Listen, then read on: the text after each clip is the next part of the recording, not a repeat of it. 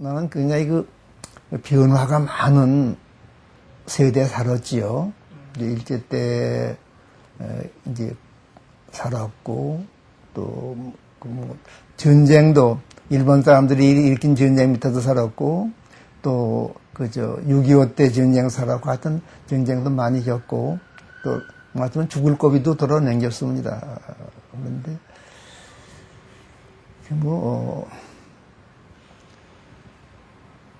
사는 것은, 결국은, 난 하나의 개인 볼 때, 개인의 전체 생애는 예술가가 이렇게 지어내는 하나의 예술품처럼 생각하면 좋을 것이다.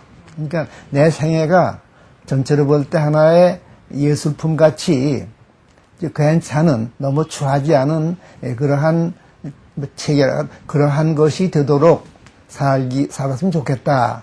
소망은 그래요. 근데 나도 안에 속된 사람이니까 여러 가지 욕심에 무슨 유혹도 받고 여러 가지 그러죠. 그래서 그러긴 합니다만은 가능하면은 나중에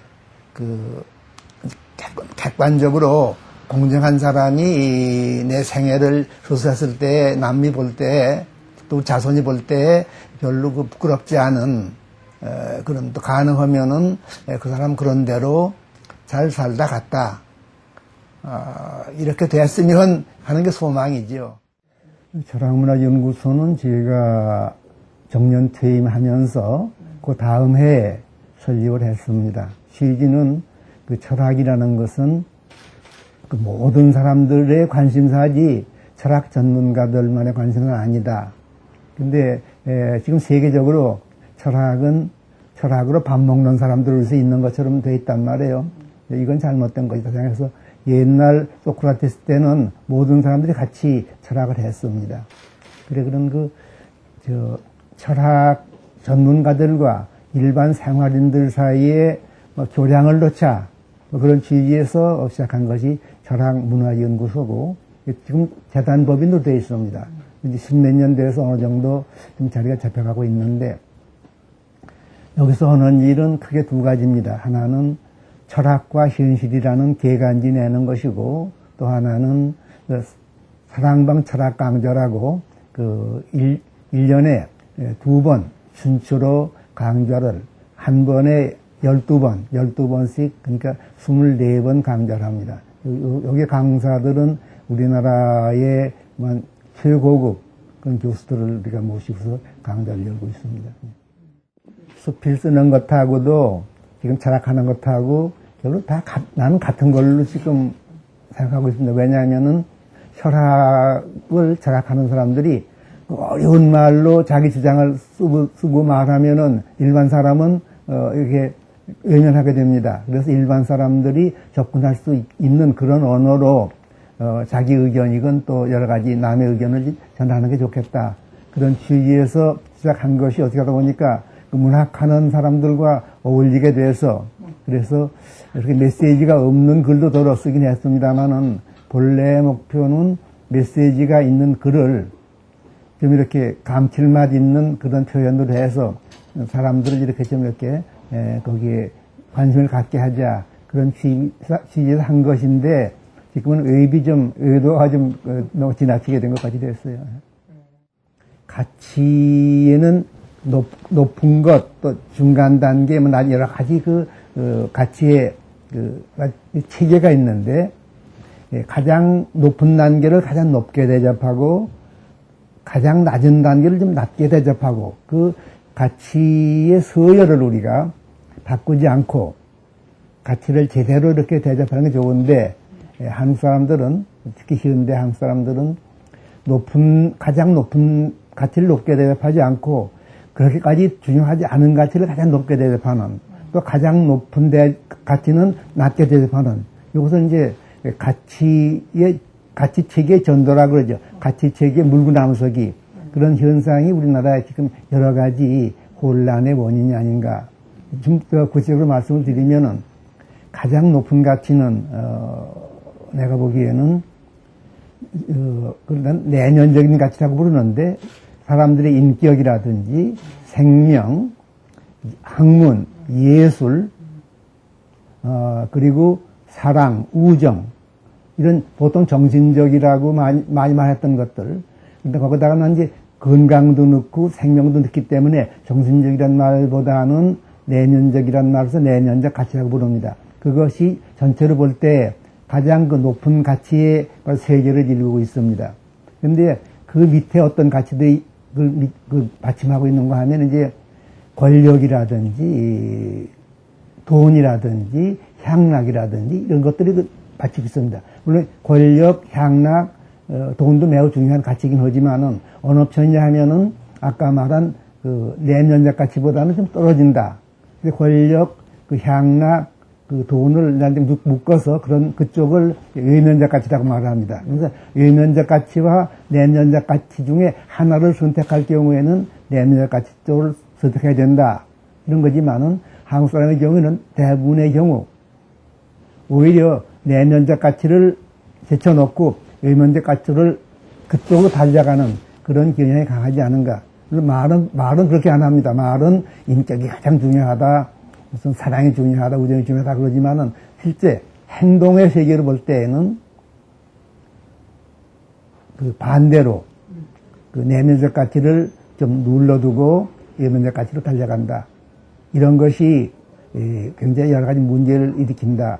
그건 무슨 원칙적으로 볼 때 낮은 가치를 낮게 대접하고 높은 가치를 높게 대접하는 것이 사리에 맞는데 그 사리에 어긋난다는 잘못도 있지만은 더 현실적으로는 그 외면적 가치를 손잡으려고 하는 그런 생활 태도는 그 사회 경쟁을 지나치게 치열하게 만듭니다.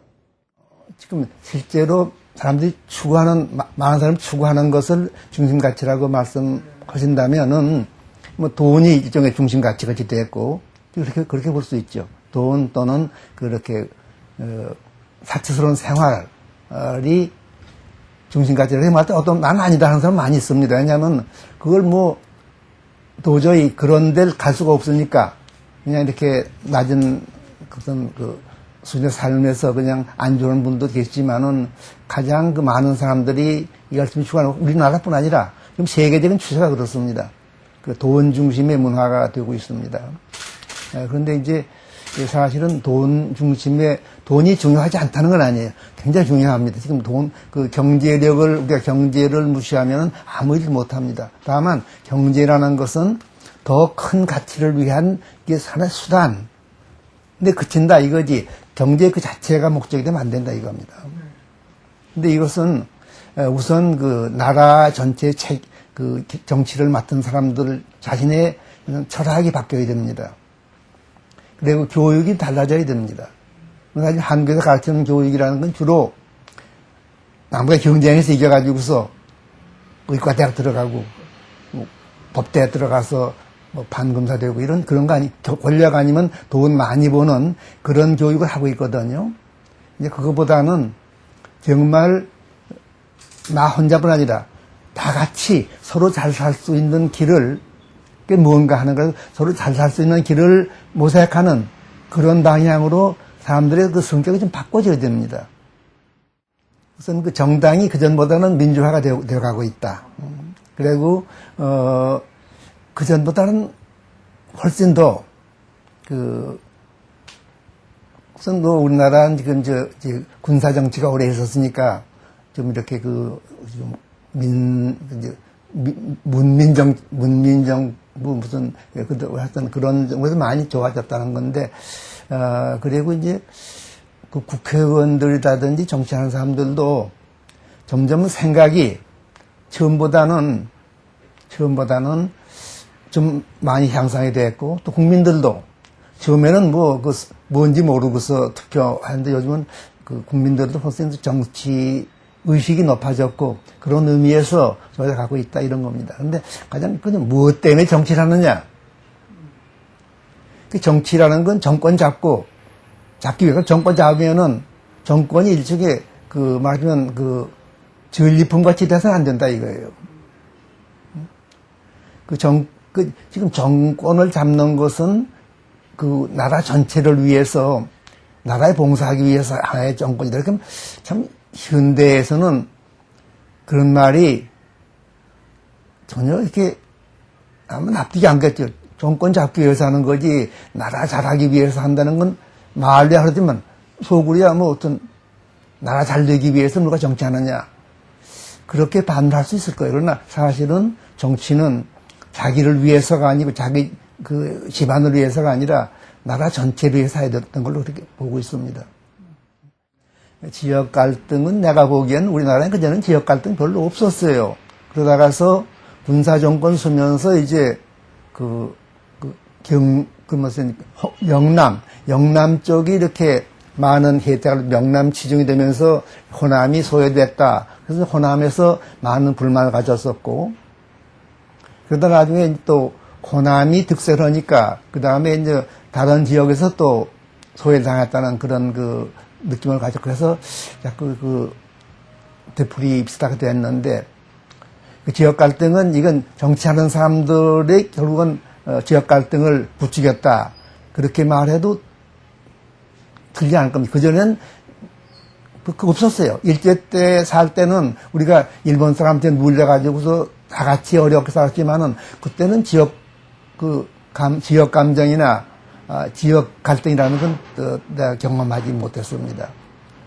그 다음에 세대 간의 갈등이라는 건 그건 어느 시대에도 있긴 있습니다. 우리 어릴 때도 보면은 역시 젊은이들은 그래서 노인들에 대해서 뭔가 반발을 느끼고 이제 그렇게 하면서도 그러나 그러한 반발이라는 것은 존경하면서의 반발이고 했으니까 큰 지장 없었는데 최근에 와서는 이제 일종의 이게 그 노소 간의 생활 경쟁처럼 돼 있어요. 어쨌든 늙은이들이 빨리 물러나 줘야지 우리가 득세해서 우리 세상 된다. 이제 그런 생각이 좀 있지 않은가. 근데 이것은 하여튼 노소 간의 갈등이라는 것은 그 지역 간의 갈등은 마찬가지로 굉장히 어리석은 갈등입니다. 왜 어리석으냐면은 무슨 젊은 이씨 따로 있고 늙은 이씨 따로 있는 거 아니거든요. 전체로 볼 때는 나의 일생 전체가 다 잘 돼야 되겠는데, 그러니까 젊었을 때면 내가 잘 살고 늙은 다음에는 나쁘게 돼도 좋다. 그런 건 아닐 거란 말이죠. 그렇다면은 늙은 세대와 또 늙은 세대는 젊은 세대가 있으니까 희망이 있고 한 것이지, 젊은 세대를 그냥 어떻게 소외시키고 늙은 세대들이 뭐 힘 잡아가지고서 잘 살다 간다. 이런 생각은 아닐 거란 말이에요. 그렇다면은 늙은 세대와 젊은 세대가 일종의 이어달리기, 늙은 세대가 살아온 여러 가지 지혜를 젊은 세대에게 이렇게 전해지고 젊은 세대는 또 그걸 다음에 이렇게 해서 이제 문화적인 이어달리기가 잘 돼야지 그 나라가 융성하는 것입니다. 근데 만약에 늙은 세대와 젊은 세대 사이에 서로 살아있는 동안에 더 잘 살자고 이렇게 경쟁을 하게 된다면은 서로가 다 같이 비참한 삶을 사는 결과가 될 것입니다. 나도 흥분도 했고, 또 젊은 세대에 대해서 굉장히 기대라 그럴까. 그전에 젊은 세대가 각자 좀 자기밖에 모르는 개인주의 그런 데로 가는가 했더니 우리 민족에 대해서, 전체에 대해서 굉장히 그런 열정이 있다는 것을 굉장히 반갑게 생각을 했어요. 그래서 사실은 나도 광화문에도 한번 가서 거기서도 한번 봤고, 또 분당에도 거기 좀 그런 큰 운동장이 있습니다. 하룻밤엔 거기 가서 난 빨간 옷 벗어 얻어 입고 한번 그렇게 해본 적이 있어요.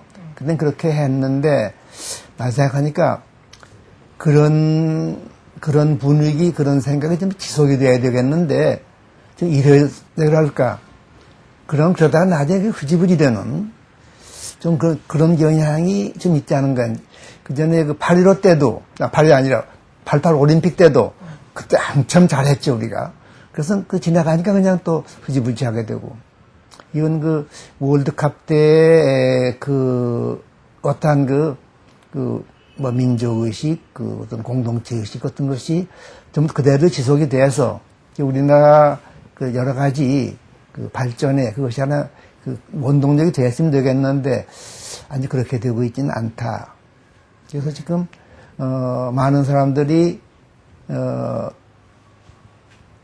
작년 월드컵 때의 젊은이들 그것과 이번 대선 때 그것과도 이렇게 같이 연결시키는데 내가 보기에는 조금 차이가 있는 것 같아요. 무슨 말인가 하니는 월드컵 때는 사실은 남녀노소가 없었습니다. 그냥 다 같이 해서 같이 응원했는데 선거되고 나니까 선거 편이 갈라지니까 그때 오히려 또 나눠져 가지고서 오히려 그 노년층과 젊은층이 이 나눠지되 그게 두만 노소만 달라진 게 아니라 그 10년대로 말이죠. 30대다 40대다 20대다 가지고 너무 더 잘게 나눠졌습니다. 이건 좋지 않은 거죠.